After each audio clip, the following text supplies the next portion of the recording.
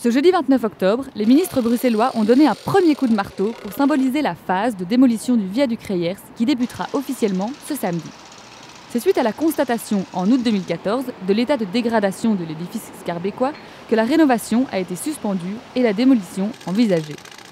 Aujourd'hui, les riverains semblent soulagés de cette décision. On est très satisfait, oui, parce que c'est l'amorce d'un renouveau urbain et c'est effectivement l'amorce aussi d'une nouvelle politique urbaine qui ne prend plus uniquement en compte la dimension voiture, mais qui prend en compte d'autres formes de mobilité et ça c'est vraiment très très important. On a fait un choix de l'avenir, un choix de positivisme et vous voyez la patience des gens. Les gens sont assez contents qu'on démolit ce viaduc puisque c'est vraiment une erreur urbanistique. Si la majorité des personnes interrogées semblent satisfaites de cette démolition, certains cependant expriment encore des réserves.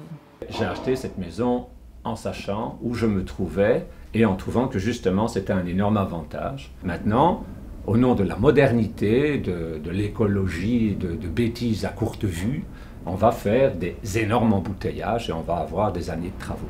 Après 8 jours de démolition intensive début novembre, la deuxième phase de destruction reprendra en février 2016 et aboutira à un réaménagement provisoire au printemps de la même année. La date de fin des travaux, quant à elle, reste incertaine.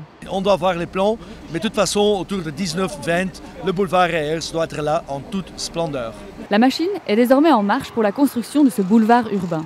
Si la finalité du projet est claire, aucun plan d'action précis n'est tracé pour l'instant. Le projet urbanistique envisagé par le gouvernement en place ne se limite d'ailleurs pas à Schaerbeek. Pascal Smet envisage déjà le même scénario pour le viaduc Herman de Broek.